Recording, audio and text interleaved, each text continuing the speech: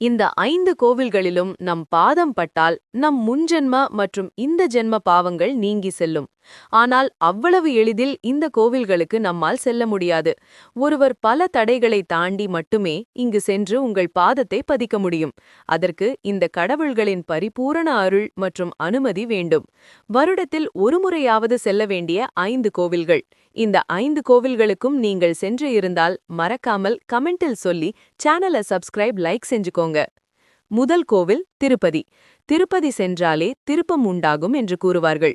இங்கு செல்ல வேண்டுமென்றால் அந்த பெருமாளின் அனுமதி மற்றும் அருள் ஒருவருக்கு மிகவும் முக்கியம். இதை தாண்டி நீங்கள் சென்றால் உங்களுக்கு பெருமாளின் அருள் இருக்கிறதென்றே அர்த்தம். அடுத்தது திருச்செந்தூர். இங்கு செல்ல வேண்டும் என்று நினைத்து கிளம்பினால் கூட பல தடைகள் வரும் ஒருவருக்கு. இந்த தடைகள் அனைத்தையும் தாண்டி இங்கு சென்று வழிபட்டால் அறுபடை வீடுகளையும் தரிசித்த முழு பலன் அடையலாம். இங்கு சென்று வேண்டி வந்த அனைத்தையும் முருகன் நடத்தி கொடுப்பான். சமயபுரம். 108 சக்தி வாய்ந்த பீடத்தில் முதன்மை வாய்ந்தது என்றால் அது இந்த சமயபுரம்தான். இங்கு உங்கள் பாதம் பட்டாலே கேட்டது கேட்காதது கூட நடத்தி கொடுப்பாள். பிள்ளையார்பட்டி. கற்பக விநாயகர். இங்கு சென்று வந்தாலே உங்கள் தடைகள் நீங்கி வேண்டியது அப்படியே நடக்கும். திருவண்ணாமலை. இது பஞ்சபூத தலம். இங்கு பல நாள் தடைகளுக்கு பின்புதான் ஒருவரால் போக முடியும். அப்படி உங்களை சிவன் அழைத்து உங்கள் பாதம் அங்கு பட்டால் 21 தலைமுறை பாவங்களும் நீங்கி செல்லும்.